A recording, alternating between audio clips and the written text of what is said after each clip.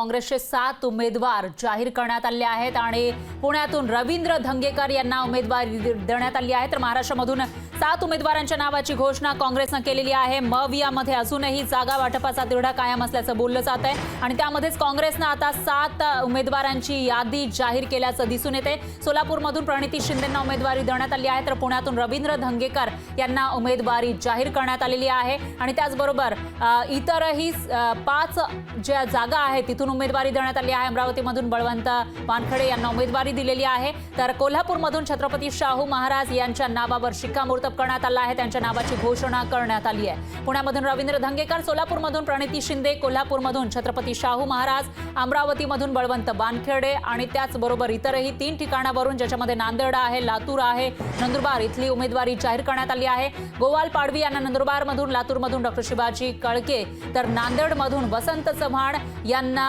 उमेदवारी जाहीर करण्यात आलेली आहे आणि आता हे 7 उमेदवार लोकसभेच्या रिंगणामध्ये काँग्रेसकडून उतरणार आहे। त्यामुळे आता ते कशा पद्धतीने फाईट देणार विरोधी उमेदवाराला ते सुद्धा बघावं लागणार आहे। तर गोवाल पाडवी हे नंदुरबारमधून आहेत आणि दुसरीकडे लातूरमधून डॉक्टर शिवाजी कळके यांना उमेदवारी दिलेली आहे आणि नांदेडमधून वसंत चव्हाण यांना उमेदवारी दिलेली आहे। त्यामुळे आता नांदेडमध्ये जो अशोक चव्हाण यांचा किल्ला मानला जात होता, त्यांचा गड मानला जात होता, त्या ठिकाणी चव्हाण कार्ड काँग्रेसकडून खेळलं जात असल्याचं पाहायला मिळतं। या ठिकाणी वसंत चव्हाण यांना उमेदवारी दिलेली आहे, त्यामुळे आता वसंत चव्हाण नांदेडचा गड राखणार का याकडे लक्ष आहे। कशा पद्धतीनं ते आपली रणनीती आखतात आणि लोकसभेच्या रिंगणामध्ये ते जिंकून येणार का, निवडून येणार का याविषयी उत्सुकता आता निर्माण झाल्याचं पाहायला मिळतंय। दरम्यान अमरावतीमध्ये बळवंत वानखेडे यांना उमेदवारी दिलेली आहे, त्यामुळे अमरावतीमध्ये आता त्यांच्या विरोधामध्ये नेमका कोण उभे ठाकणार असा सवाल आहे, कारण एकीकडे नवनीत राणा या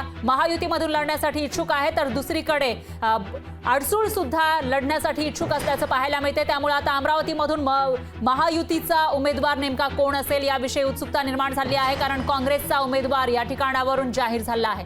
तर कोल्हापूरमधून सुद्धा छत्रपती शाहू महाराज यांची घोषणा होताच आता महायुतीचा उमेदवार त्यांच्या समोर नेमका कोण असेल याविषयी उत्सुकता निर्माण झाल्याचं पाहायला मिळते, कारण छत्रपती शाहू महाराज यांना सर्वच जण पाठिंबा देत आहेत आणि ते एक तगडे उमेदवार असल्याचं बोललं जात आहे। त्यामुळे त्यांचा विजय निश्चित असल्याचे अंदाज बांधले जात असतानाच आता महायुतीमधून त्यांच्या समोर नेमकं कोणाला उतरवलं जाणार याविषयी उत्सुकता आहे। तर हसन मुश्रीफ जे कोल्हापूरमधील एक मोठे नेते आहेत आणि सध्या सत्तेत सामील आहेत, महायुतीमध्ये आहेत, त्यांनी काही वेळाला विनवणी केल्याचं पाहायला मिळालं होतं। छत्रपती शाहू महाराज यांनी लोकसभेची उमेदवारी घेऊ नये, लोकसभेची निवडणूक लढवू नये अशी मागणी त्यांनी केलेली होती, पण आता महाविकास आघाडीकडून त्यांना उमेदवारी जाहीर झालेली आहे। त्यामुळे हसन मुश्रीफ यांची भूमिका नेमकी काय असेल ते बघावं लागणार आहे। तर दुसरीकडे पुण्यामधून रवींद्र धंगेकर यांना उमेदवारी जाहीर झालेली आहे। रवींद्र धंगेकर यांनी मागच्या वर्षी विधानसभेचं मैदान मारलेलं होतं, त्यांनी कसबा पॅटर्न या ठिकाणी राबवल्याचं पाहायला मिळालेलं होतं।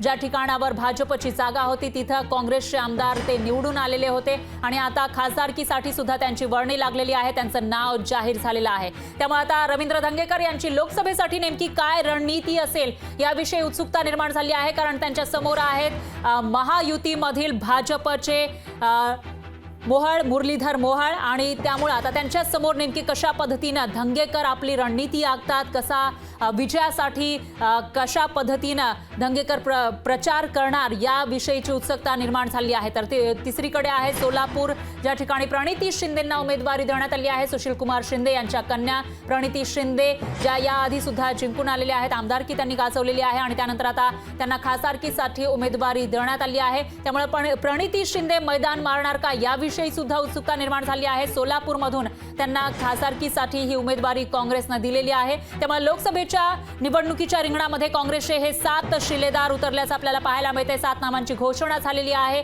आता या सर्व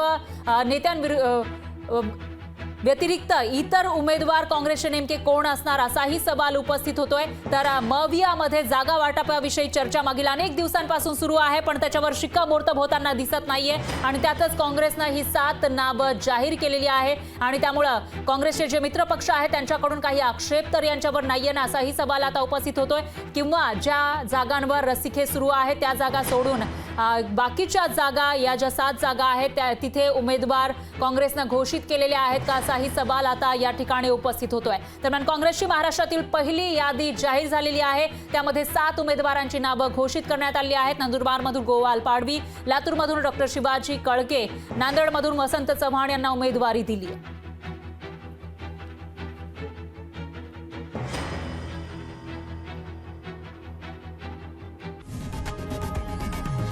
लोकशाही मराठी ऐका, पहा, जागरूक रहा।